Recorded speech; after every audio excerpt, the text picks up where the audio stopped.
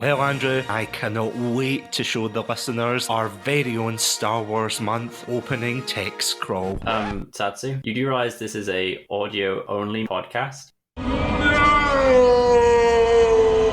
Welcome to Star Wars Month. Hello everybody and welcome to the 4th episode of Star Wars Month. My name's Satsunami and joining me today is none other than the one and only trooper himself, Andrew. Andrew, welcome to the fight. Roger, Roger. How are you doing today? Wait a minute. They've replaced him with a droid. A droid! Oh wait, no, that's Lord of the Rings, isn't it? I thought you were going more Hot Fuzz there. It's just the one, actually. Just the one Battlefront, actually. Yeah, how are you doing tonight, Andrew? I'm good, thank you. How are you? Not too bad. I was saying this to you before we started recording, but any eagle-eared, if that's even a word, eagle-eared. Yeah, they're very well known for their ears, Yeah. eagles, yeah. I mean, I'm not going to call the listeners that eared, am I? Sonar-enabled individuals. Yes, to all the sonar-enabled Pandalorians out there, you may hear in my voice that I have a bit of a cold. I have no idea where it came from, and I swear this isn't like a bit or me trying to do a General Grievous impression to go, General Andrew. Good. Let the cold flow through you. Oh, so, yeah, if you hear that, that is why. I have just been struck terribly with a lovely chest cold, as usual. I apologise for my voice too. I don't have a cold, it's just what it's like. Don't apologise for who you are, Andrew. You're amongst friends here, it's okay.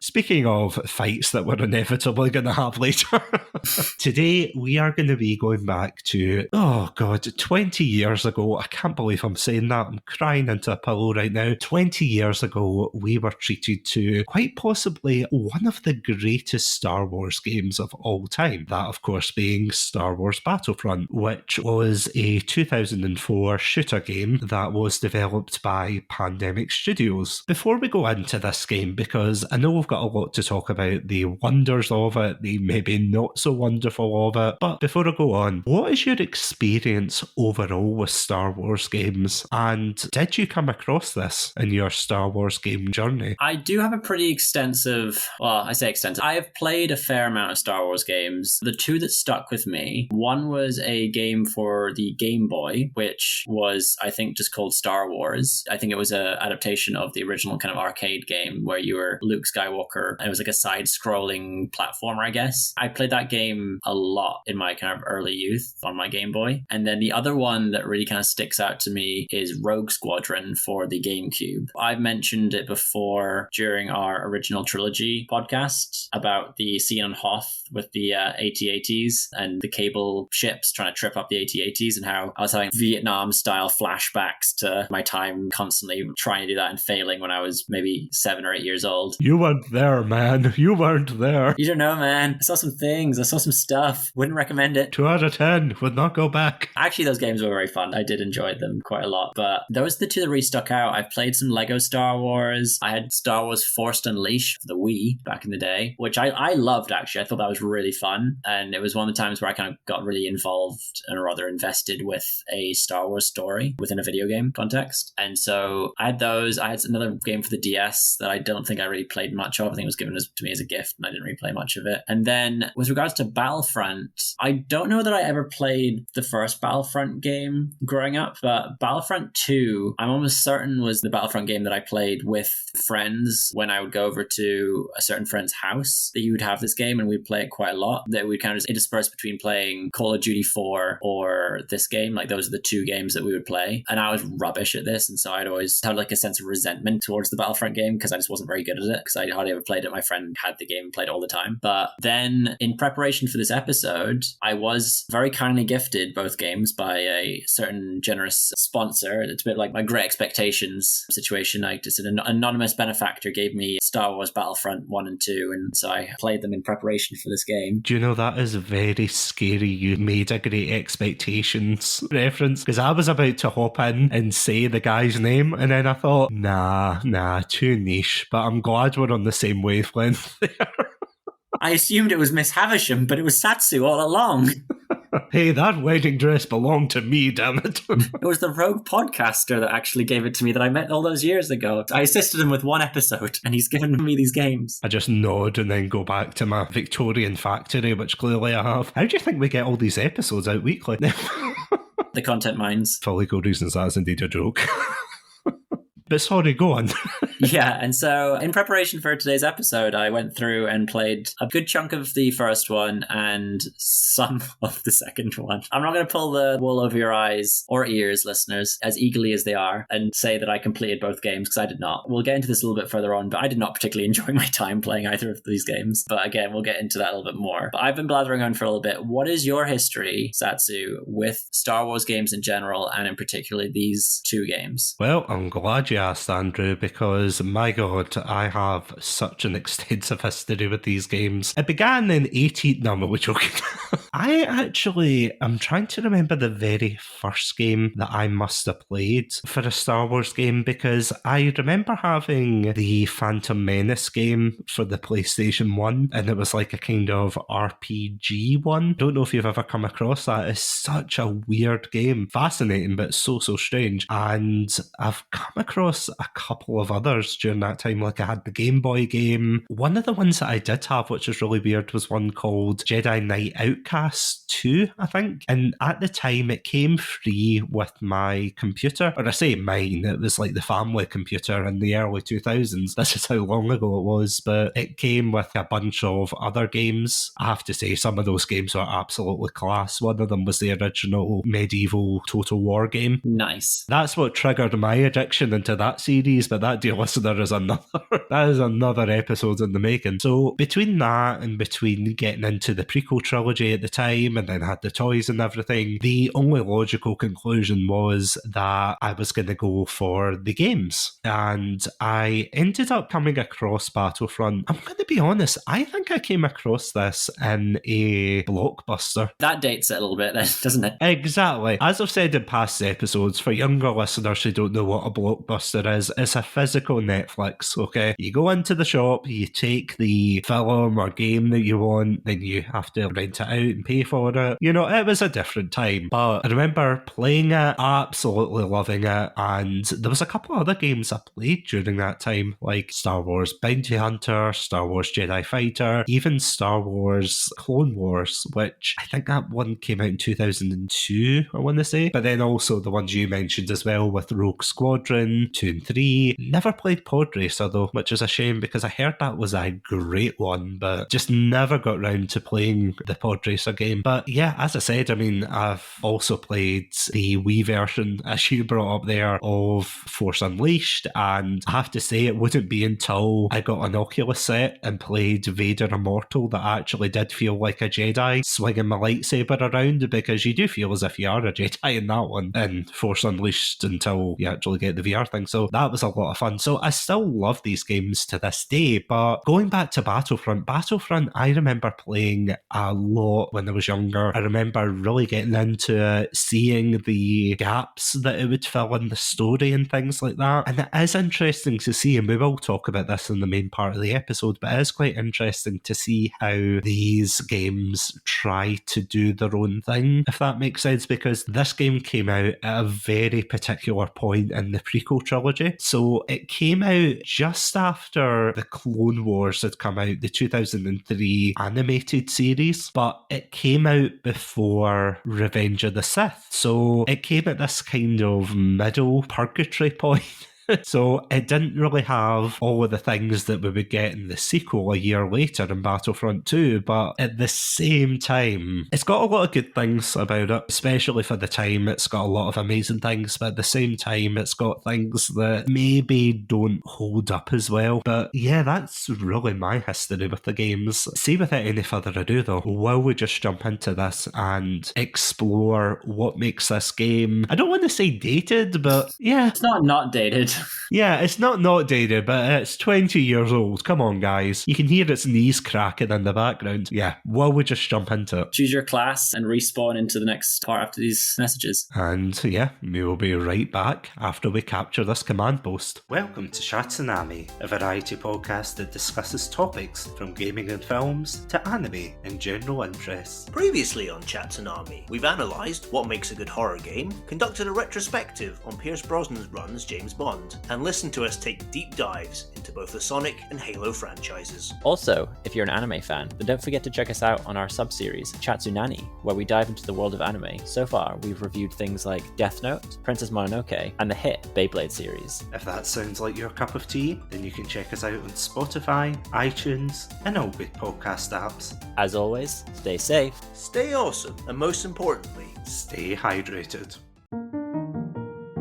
Howdy Beans, and welcome to my podcast trailer.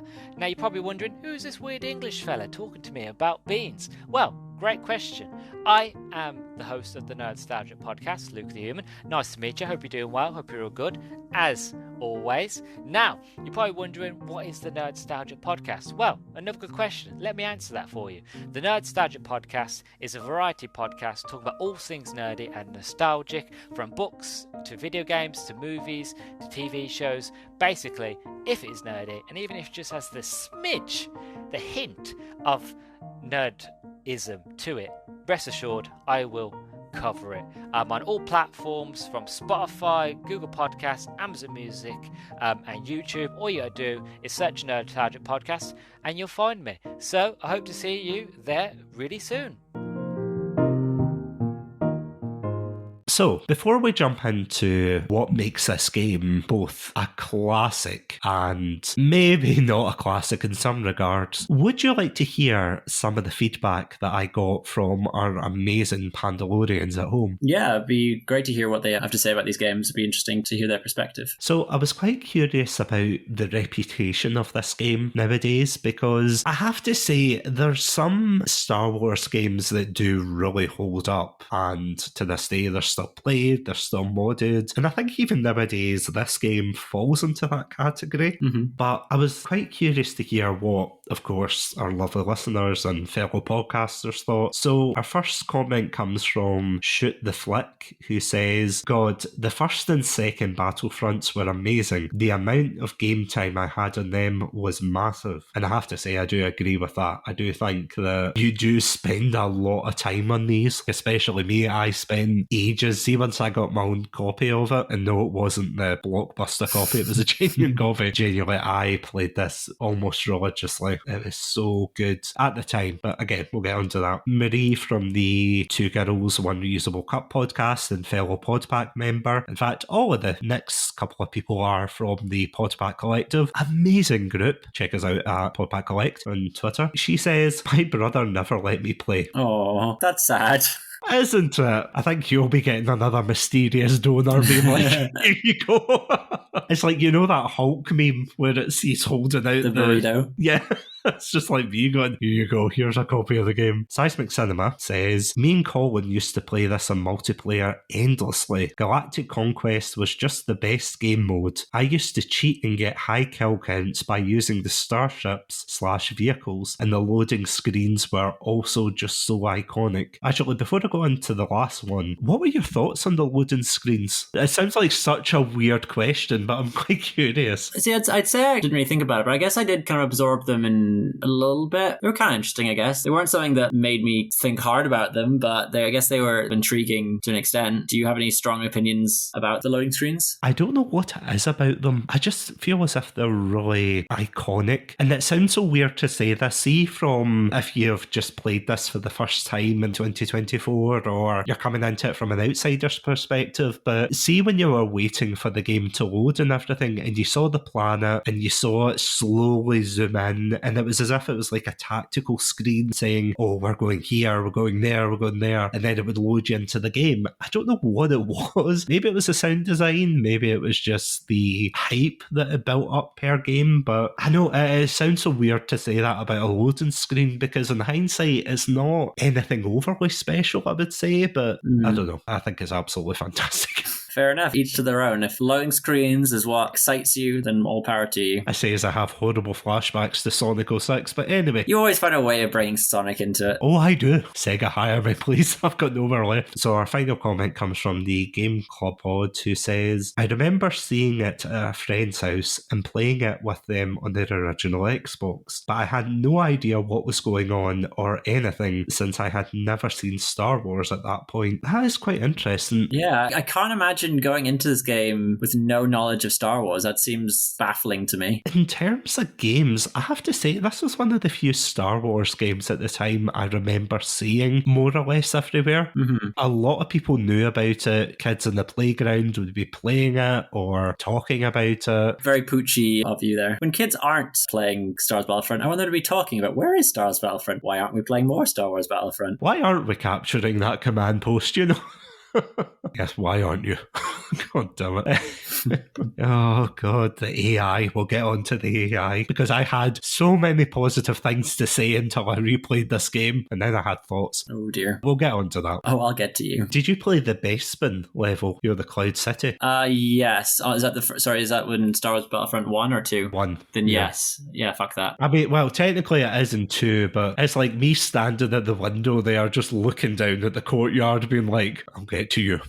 I'm going to get to you. That one was annoying. I did fail first time and got it second time, I believe. But it certainly was not the one that I struggled with the most. Oh, we'll get to that. Does it begin with a G by any chance? I don't remember the names of the levels, unfortunately, very well. I should have that available to me to reference. Yeah, before we go on and totally tank our reputation as credible podcasters by saying, oh, we didn't like this and that, I have to say, one of the things I find absolutely fascinating about this game is not only the fact it's 20 years old and the passage of time is slowly approaching, but the fact is that this game, although it's so old, is still so revered within the community. And it's so revered that to this day, I really don't know if they've managed to capture the magic of the game since. They've had reboots with the EA Star Wars Battlefront games, and I have to say, I played not the first one again, because I have played that years and years ago, and I really wasn't a big fan of it. I didn't like the changes. There wasn't really a good single player attached to it. I played the second one, and I have to say the second one had a good single player and a good multiplayer and everything, but it's weird to think that this is a game that people go back to. Like, I feel as if out of the two of them, Battlefront 2 is probably the one that's a lot more polished and well revered, but this is the one that kicked things off. This is the one that people said, oh, I love this type of game. And whenever you see a similar game, it's like, oh, we want a game like Star Wars Battlefront. It seems to have built its own kind of legacy. You can appreciate what it has done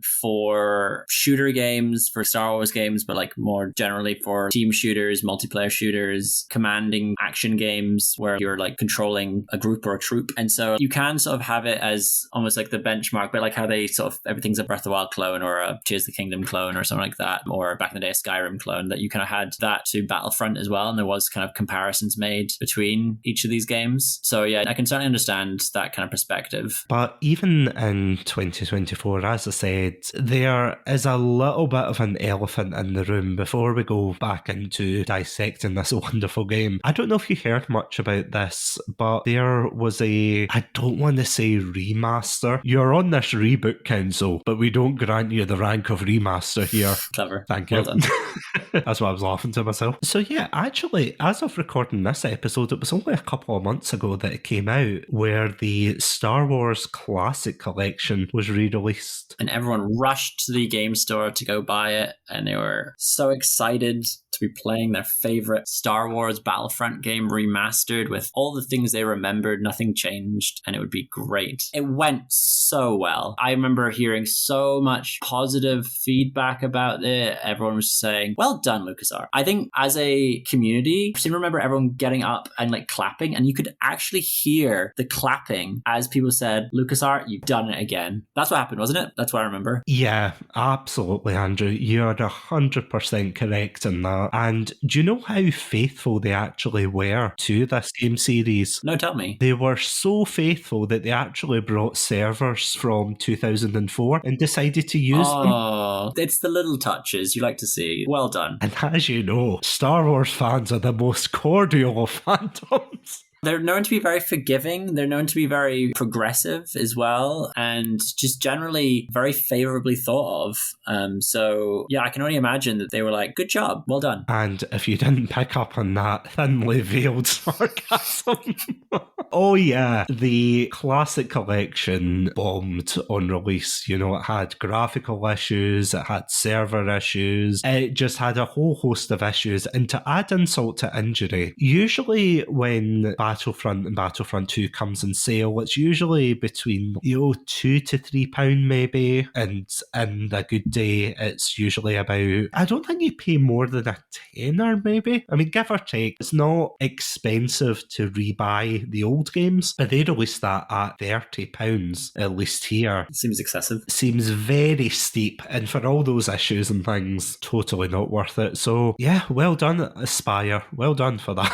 Absolutely. You had a home run just sitting there. You decided to play dodgeball instead. Well done. But that kind of marred the release of that. But again, that just shows the absolute power and the reputation that this game has over people. The fact that it is such a beloved childhood classic for a lot of people. But before we go on to talking about the slightly aged aspects, what were the things that you actually liked about this game? I thought, and again, within the context of when it came out, visually it was very interesting. Mm-hmm. I enjoyed being able to switch through the different classes of characters, whether you're playing as the Separatists or the Republic clone army. You got a chance to sort of play through that. And the fact that the first game and the first level, unless I played this wrong, you start off as the bad guys. And I was like, oh wow, they're immediately throwing us in, being like, screw you, Gungans, because that was very odd. And I can't think of many games that would have come out around the same time, at least that would have been as popular, where you were playing the bad guys. I know there are good guys and bad guys on both sides, George Lucas, but when you're a robot gunning down an alien race that are trying to protect their home planet, you aren't the good guy there. Hey, in my defense, they shot first.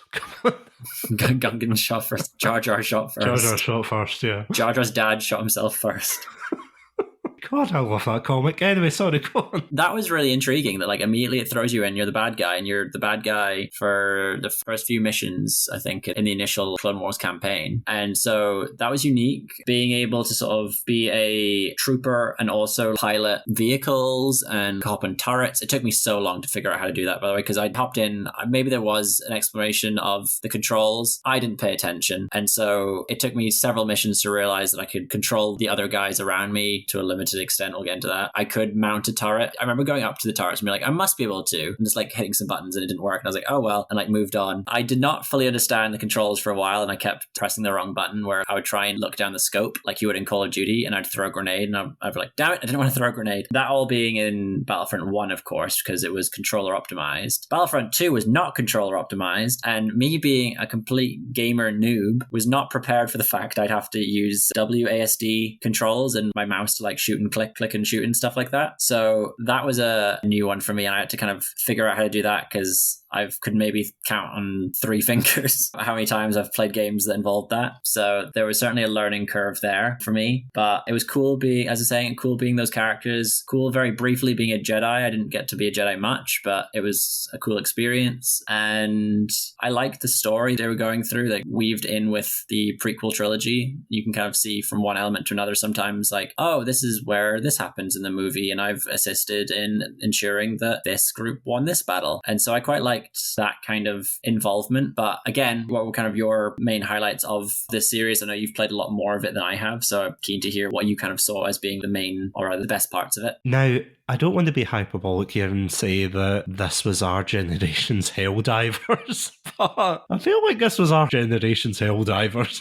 In this sense. I think that's quite a compliment to Helldivers, to be honest. Oh yeah, Helldivers, controversy with Sony withstanding. A lot of people praised that game because they were like, oh, when you die, you become a different character and everything, because they purposely give you like a different voice. You die in the game, you die for real. Yeah.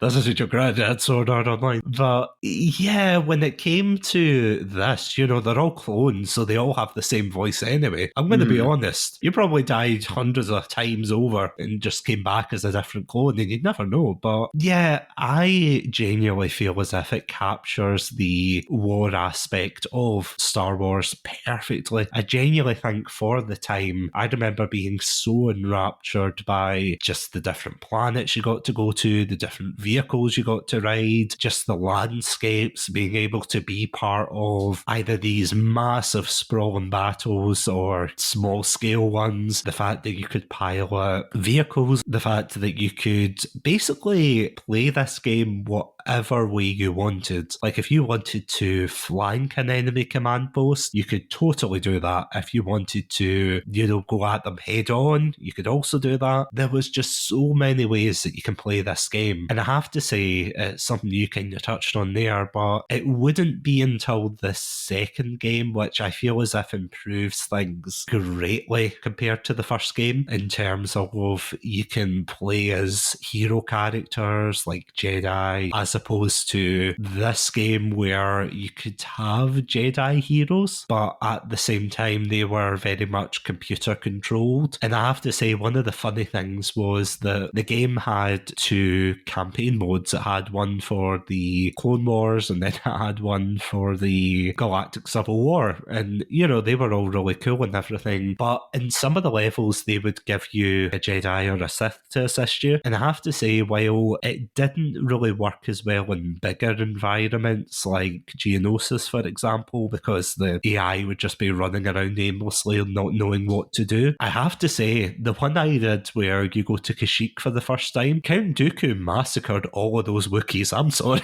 He probably contributed a fair bit to the galactic fur trade that day, because all I saw at the bottom of the screen was Count Dooku has killed a Wookiee. Count Dooku has killed a Wookiee, and it just kept going up and up. So much so that I feel as if he actually bet my KD ratio. And I was like, how the hell did you do that? One of the other things, I know this is kind of cheating because it is the music from the films, but again, the musical score is absolutely gorgeous because, it is John Williams music, really gets you hyped into the game. The levels have a lot of really cute Easter eggs, like for example in Cloud City, you can actually go to the Carbonite chamber where you see them pulling out Han Solo. You can just see a lot of really cool bits and pieces that are just scattered all over the level. But as I said before, what I find really fascinating about Battlefront is that it came out at a really weird time in the franchise, because it came out between Attack of the Clones and Revenge of the Sith. So we didn't have all the information from Revenge of the Sith, so they had to make up their own classes and things like that, which was really, really bizarre. As you said, there was some planets that they just threw in there, and I want to say it was because it was in other media, like the other Clone Wars game, but planets like Renvar, which I described to you as a Lenny planet. And what I mean by that is, if any of you out there are Simpsons fans, then you might remember there's an episode where Homer goes to bowl with Lenny and Carl, and he doesn't want to get caught by his family, so he phones Marge and tells her that Lenny's had an accident. So she turns to the kids and says, "Oh, I've got some bad news about your Uncle Lenny," and they turn around and go,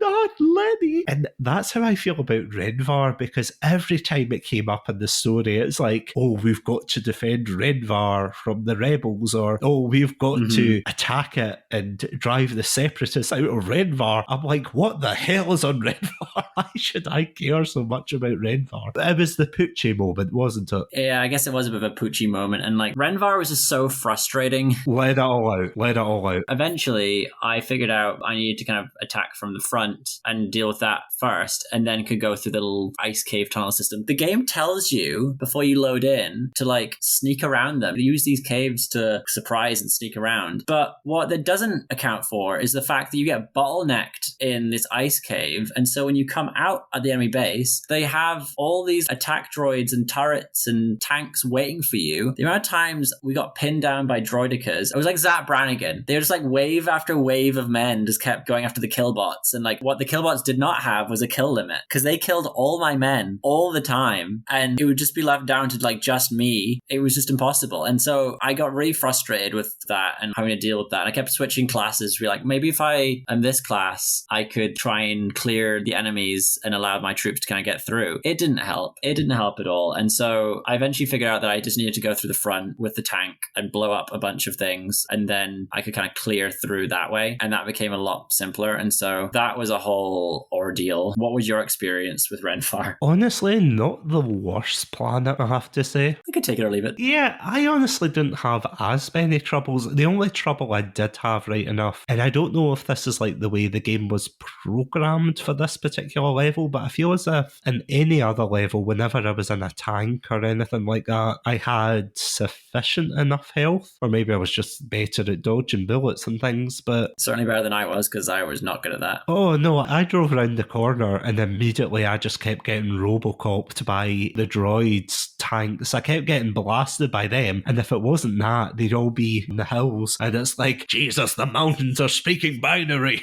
Shoot to kill, shoot to kill. You know, you're just shooting off like, ah. Yeah, that was horrifying. My personal space Vietnam, though, for me was, and surprisingly, it wasn't Endor, although that came close. No, it was Geonosis. Oh, yeah? Because Geonosis, for some weird reason, and they also do this in Battlefront 2, which is really interesting, where any Star Wars fans out there, please correct me if I'm wrong, but I'm sure if you play Geonosis as I think you can only play them as the Republican separatists, but it puts you in the old armour from the first game. In the second game, as you've seen by the cover and everything, it puts you into the, when they say Phase 2 armour, you know, like the one more like Stormtroopers than they do the Phase 1 clones. They put you in that to evoke a kind of feeling of nostalgia, but my god, I had such a hard time, see when I was playing the single player, trying to get through that, because I just kept getting pushed back, kept losing. I thought, right, okay, maybe if I take out the separatist ships, then I will do something, but it really didn't. And then by the time I came back, I was 1 for 1 when I passed this mission. I don't know how you got by it, but it was horrifying. It genuinely took me ages just to get through that one mission. Yeah, I can't think how long it took me. When I managed to get through one first time, I was very proud of myself, because the majority of them only took me 2, but there were a couple that were like 3 or 4 attempts. Renvar was the worst for that. It took me ages to do Renvar. When we got to the second game, there was a few that I just didn't get. The space battles didn't get. Were you not a fan of the space battles? No, I hate them so much. Oh my god, I hate the space battles with a passion. When there was an option to bypass, I was like, oh my god, I can skip this. I was so happy, because I was like, this was actual hell. I have to admit, that is definitely a you had to be there kind of moment. Quite possibly. I mean, I was also somewhat limited by the fact that I was playing on my couch with my mouse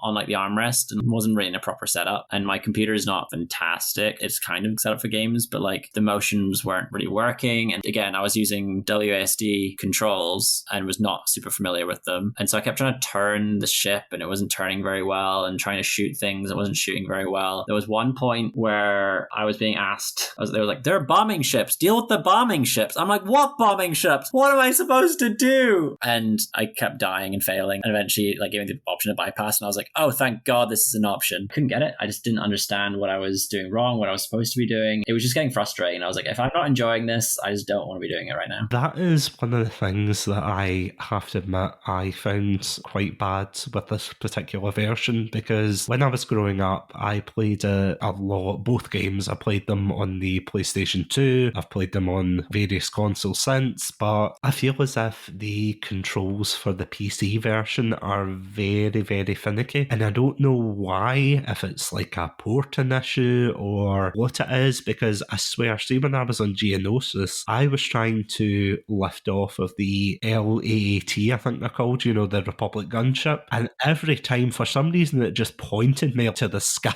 and I was like, whoa, what is going on here? I never remember that, and I think it's probably more of a PC thing than it is a game thing. I played this game on a console, and so I was baffled when it said it wasn't controller optimized. My controllers are kind of kaput now anyway, so it wouldn't have been a massive help. At least would have been a system I was more familiar with. I got it to an extent. I was able to play through it, shoot things. I did go for the plot bloodhound thing that was a you or Adam was super into for Halo. I was running past past enemies, being like, nope, just running to the check mark. Hey, that is a valid strategy.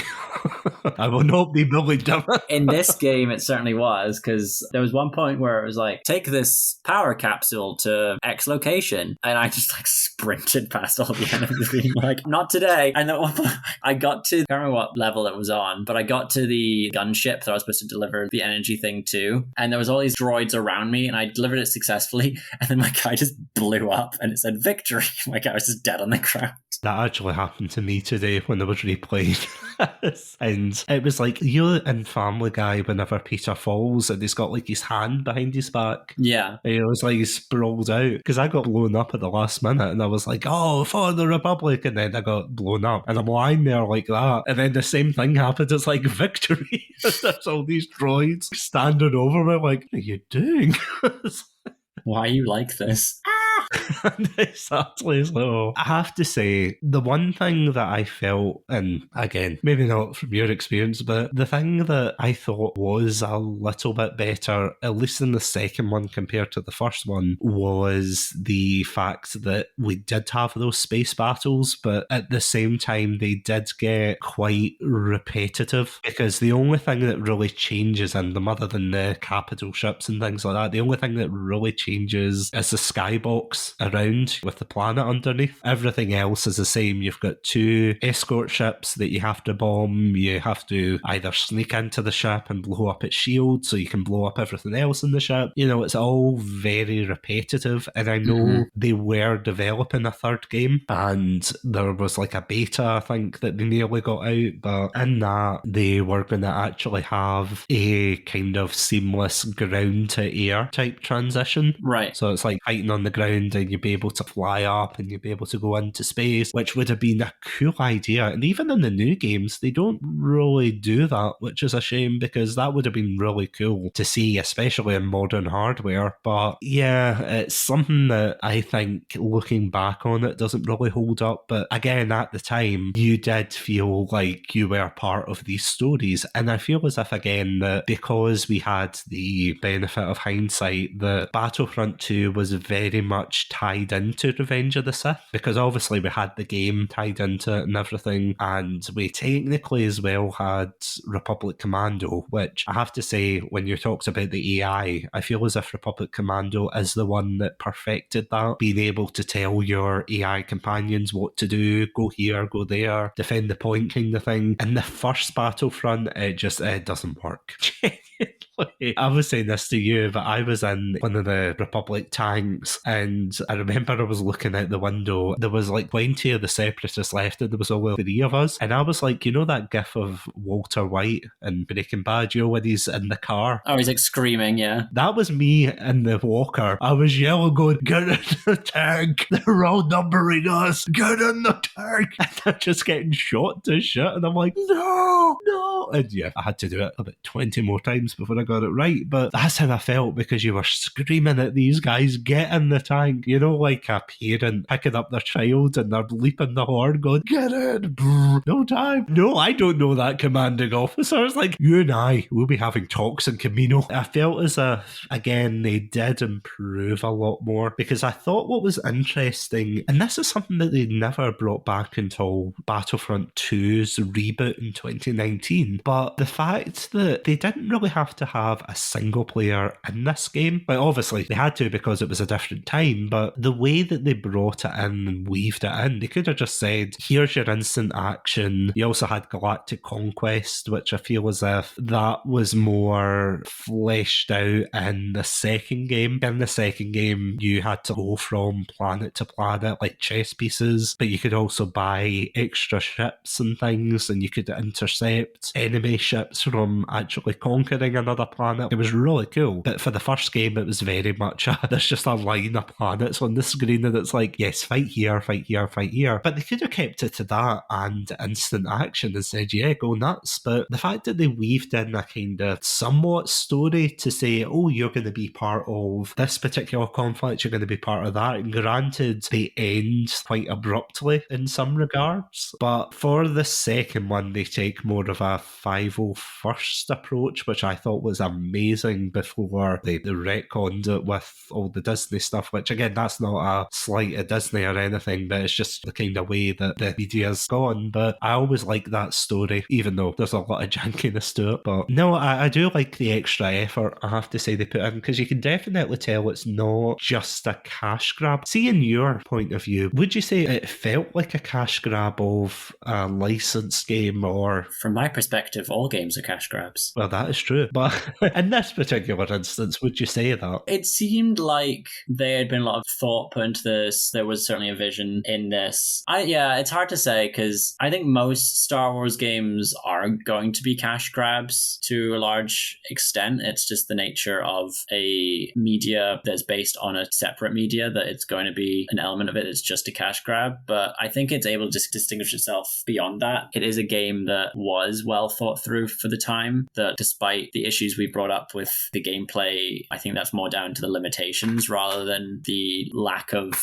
care that was put into the game. So yeah, it's a difficult one, because I don't think this is a cash grab in a grander sense, but it's a game that was made to make money, and I'm sure it made LucasArts and Aspire a lot of money. Well, I don't know if it made Aspire a lot of money. Well, I think it did make a lot of money. I was going to say maybe not as much for the re-release, but apparently, do you want to know how much it earned? How much? Or rather, how many it sold. So apparently, see, in the United States alone, the computer version alone sold 290,000 copies and earned about $2.6 million by August of 2006. That's incredible. I'm just reading my notes that I've taken here, but it said it was the 65th best-selling computer game between January 2000 and August of 2006, which I have to say, considering the games that came out at that time, you know, all the Trailblazers and things, that's pretty impressive. Yeah, I think that is very impressive. I think it's got a lot to be proud of from that, in my opinion. I mean, looking at the Metacritic scores and the ranks and things, it's amazing to see how positive. I mean, we're talking in the 80s, 8 out of 10s, that kind of thing. I mean, the lowest I can see is 7. It's absolutely amazing to see how this took the gaming scene, at least at the time, by storm. And again, I can totally see how people were enraptured by this, because as I said to you off mic, I played a little bit of Battlefront 2 2019's version, and I have to say, see, looking at that game, even by now standards, that is absolutely breathtaking. See, in the way that it looks and the way that you feel running through the cities and things, and seeing basically your childhood come to life, whether you're running through Theed on Naboo or whether you're running through Geonosis or things like that. It's brought life in such a vivid way. But the thing is, when I look at that game, that is exactly how I felt about Battlefront and Battlefront 2 when I was growing up. I was playing these games and I was in the shoes of these clone troopers or stormtroopers or rebels or separatists, and you felt as if you were a massive part of these grander conflicts. It was just such a breathtaking experience, and it does sound quite weird to say that, and then you encourage someone to go and revisit it, and then, you know, they play them and they're like, I don't know. I would still recommend people to go back and play them, but I would say temper your expectations, because it's a bit like, you know, GoldenEye, infamously now for the Xbox, but previously for the N64. The fact is that was a trailblazer. That is one of the greatest FPS games that anybody's ever played, but going back to it through a contemporary lens, you see that it hasn't held up at all, just because of the way things have changed in terms of gaming and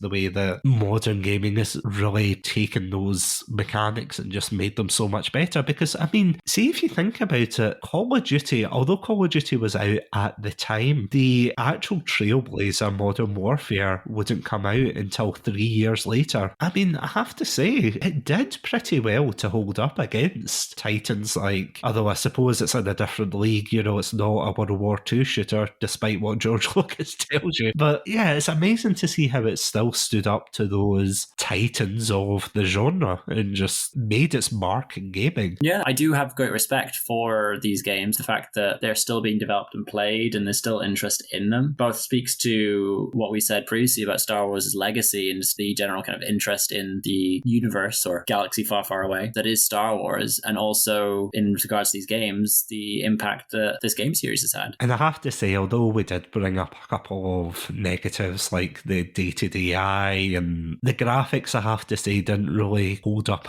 as well as I remembered them. In fact, it's like when you and I revisited the town where, of course, we met for university, you know the way when you walk around certain places and you go, oh, we used to go here for coffee, or we used to go there, we did this and that. You go back to those places years later and they look all run down and not as pleasant, if that makes sense. You know, you have very much that sense of nostalgia. Don't get me wrong, you still have that fondness, so you're not going to be as harsh as you might want to be, but at the same time, you're kind of like, yeah, there's definitely some critiques to levy. And I do have to admit, that does apply for Battlefront especially, because what I will say is, although the second game does have its problems, I do think it is definitely the superior version, and the fact that people are still creating mods for it and things like that, it's amazing to see that these games haven't died. It's absolutely amazing to see in this day and age, especially with the release of Battlefront 2, which I have to say, Battlefront 2 2019, that still has mods as well. It still has a thriving community, and unfortunately EA pulled the plug on that in favour of Battlefield 2042, I want to say, to very poor reception. I don't know if you've heard about that, where it was just the usual EA shenanigans of poor servers, poor performance, Pay to win, glitches. It's not a loot box, it's a surprise.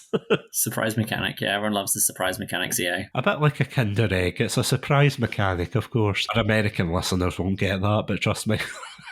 It's gold, trust me. Seriously, come to Europe or come to the UK, find a Kinder Egg, and then you'll know what I'm talking about. Yeah, before we wrap up, are there any closing thoughts you have about this series, and in particular Battlefront 1? It's still a fun game to go back to. I do recommend people to go back to it with the expectation that it is an aged game and that the shooting mechanics are interesting. It's like going back and playing GoldenEye, where you're like, oh, this isn't that good, but I can appreciate it for what it was and what it is and what it led to. And so it's one of those games that's worth a revisit for that, but you just have to sort of set your expectations, I think. Yeah, no, I totally agree with that. I do think that at the time, this game was certainly a trailblazer in its genre. Mm-hmm. You know, you had the command post mechanic, you had the AI Jedi, as we mentioned, running about. That was terrifying, I have to admit, when I was younger, because it would be like you're fighting in, you know, the narrow corridors in Bespin as the clone troopers. And I remember just looking in the distance once and being like, oh, that looks like Count Dooku. Oh shit, that's Count Dooku. Uh-oh. So, you know, you're blasting them and it's really hard. And I remember the only way I actually defeated him was by landing a Jedi starship on top of him. Oh no. So I just landed on top of him. It's like, you have defeated Count Dooku. It didn't feel good though. I won, but at what cost? That is my confession of the night. Just like, yes, I killed Count Dooku by landing right on top of him. And I had to, because there's no other way, or it's like really difficult to kill. I had no choice. What are my options, truly? What could I have done? What could I have done differently? Good, that's so good. Kill him. Kill him now. Iba duva vuga dudai. Indeed.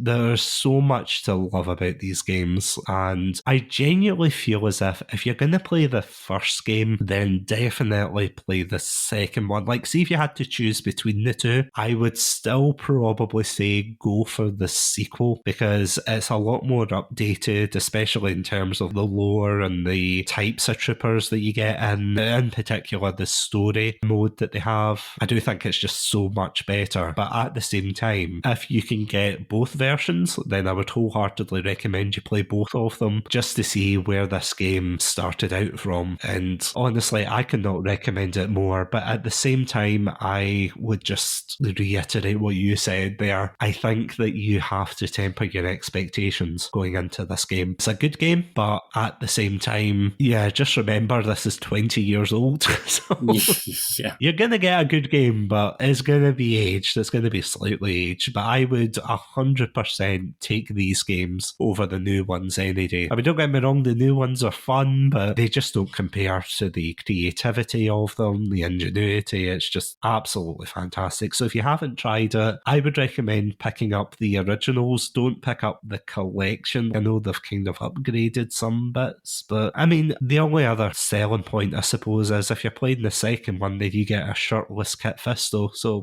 sold. that's actually something I didn't realise was in the originals, and it turns out it's only in the PC version and the Xbox version, because it's an Xbox exclusive, that you get Kit Fisto from the Clone Wars. I actually had an argument with someone on Twitter about this. I didn't realise that you got Asajj Ventress and Kit Fisto, and I don't know why she's got lightsaber nunchucks. She's not actually got her normal lightsabers. It's really weird. I don't know if it's like her character wasn't fully formed yet, so they just said, screw it, we're just going to put her in as this weird ninja assassin kind of thing. But for Kit Fisto, he's got the wavy lightsaber and the shirt off. You know the episodes in the 2003 Clone Wars where he goes underwater? Yeah, that was like the only time any of us know anything about Kit Fisto. Yeah, he can swim and he's got a lightsaber that ignites underwater. Yeah, that's the episode that it's based off of. And I remember going to Twitter being like, oh, that's so cool, I had no idea. And I had this very weird, I don't want to say Star Wars fan, but this guy going, oh no, it's not based off of that, it's based off of this. And I'm looking at him going, how many shirtless Kit Fistos have you seen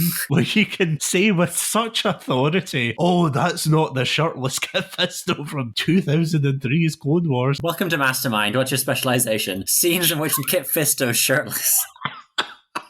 Yeah, imagine explaining that in the Thanksgiving dinner table.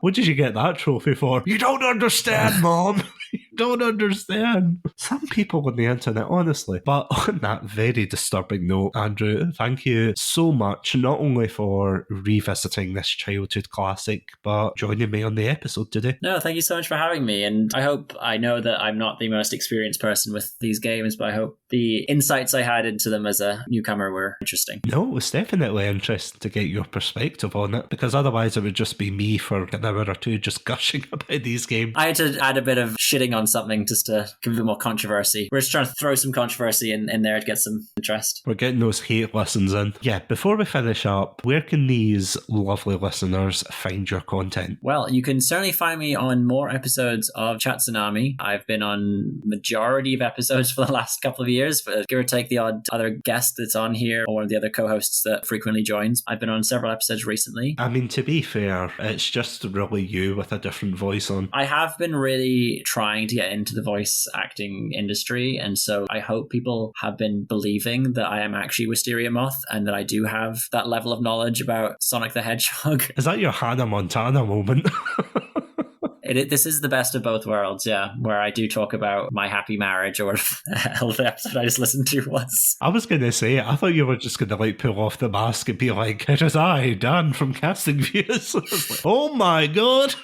I've been Robotic Battle Toaster this whole time. I am the Podpack Collective. Oh my god. Was that your Palpatine moment? I am the Podpack Collective. Execute Podcast Order 66. This revelation has left me scarred and with a chest cold. Record it. But sorry, go on. Where else can they find you? Other than the Podpack Collective, apparently. Yeah, other than every podcast you've ever listened to, which is actually me, I am every white person. That it's true. It has been confirmed. I'm all of them. Even me. Look under your bed. Oh, it's me. I'm going to be shaking my bed tonight. I don't even have space under the bed, and I'm still going to be like, Andrew, are you there?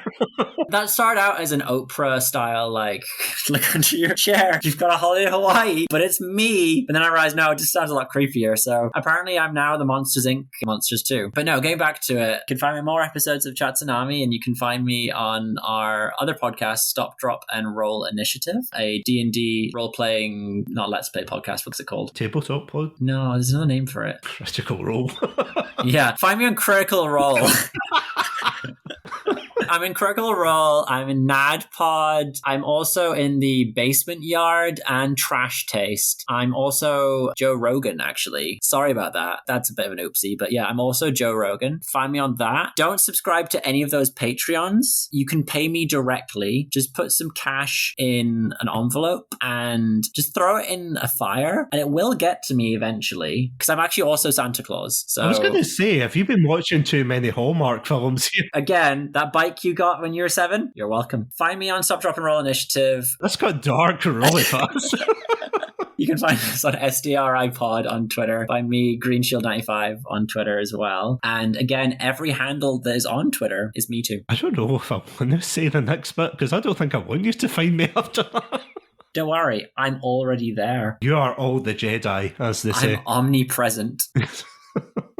Yeah, on that horrifying note, if you want to check out more of our episodes, then you can, of course, check us out on our website, chatsunami.com, as well as all good podcast apps. I also want to give a huge shout out to our Pandalorian patrons, Robotic Battle Toaster and Sonia. Once again, thank you so much for supporting the show. And if you too want to pay for my therapy bills, as well as the build a barrier to keep Andrew out the house. Nothing works, they've tried. That is true, yeah. I've still got holes in the fence, but if you want to keep my dreams alive, then you can sign up to our Patreon, patreon.com/Chatsunami. We get a whole range of goodies. You get behind the scenes content, bloopers, early access episodes, and yeah, some exclusive content. So be sure not to miss it. But until next time, thank you all so much for listening. Stay safe, stay awesome, and most importantly, stay hydrated.